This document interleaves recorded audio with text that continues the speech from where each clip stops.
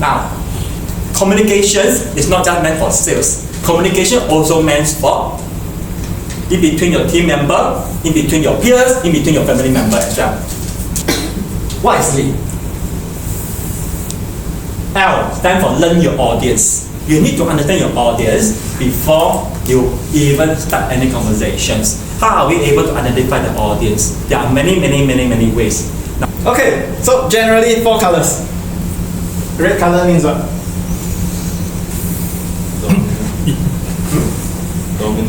Dominant.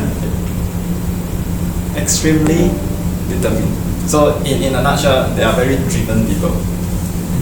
Okay, but just think of your behavior. Are you a very driven person? Okay. So let's say if I'm not red, do you think I can be a business owner? Possibly, yeah. I think be it whichever color, there's still possibility that you can have a successful business. So next, green is very empathetic people. So when they meet you, right, they will just like, hey, how are you? How's your day? Yeah. Blue color are fact-based people. Okay, that means they are very logical people. Okay, they need numbers, they need data. Okay, and lastly, yellow color, they are the very creative people. Yeah. Okay, and usually, right, creative people, they are also generally more people. Yeah. Okay. So how do you use this? Just think about your team members. Okay, and then try to put them into a color. So now you want to just think back to your team members. It's like when you are able to work with certain person, is it because they fall into any of these colors? So leadership itself is a very big topic, right? Yeah, and leadership means different things to different people. So whatever things that we are saying or doing is on top of the iceberg. Yeah, but below the icebergs, right, it really means different people they see things differently. Yeah, so the meaning that they put to it is also different. And the way that we are being brought up, the values, the belief systems, everything, it's like those are under the iceberg. You can't see one. What you can see are the words that they use and then the actions that they do. okay, I hear you, okay? But be honest with you, it doesn't register in my mind. Because why? Okay, Lord, your terminology, good, great. Okay, let me think about it. Why? Because there's no story. Okay, I'm not connected. Yeah, I'm not connected. If you don't have a story, customer are not connected with you. Okay, E. Now, engage with story. Engage with story are very important. Okay, I'm not so sure whether have you encountered it. I believe many should probably will. Okay, a salesperson coming towards you and tell you a lot of technical spec of whatever they are supplying. Okay, engage with story. Now, this is something interesting. Please don't mistaken that you are engaging with your story. It's your audience story. Hey, who cares about your story, man? Nothing to do with me. Okay? It's your customer story that are more interesting. Talk less, listen more. Okay, before you can even engage the story. So setting a scenario, a stage, a platform for them. Do kiss your refined story and don't kill it. What is kiss? You may be wondering. Yeah? Very simple. Keep it short and simple. Okay? Rather than keep information long and lengthy. Yeah?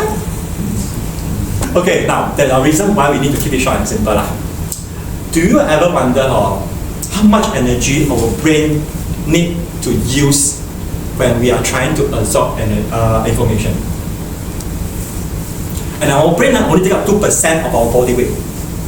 2%. Our brain needs 20% of the energy just to digest information. Please use simple words.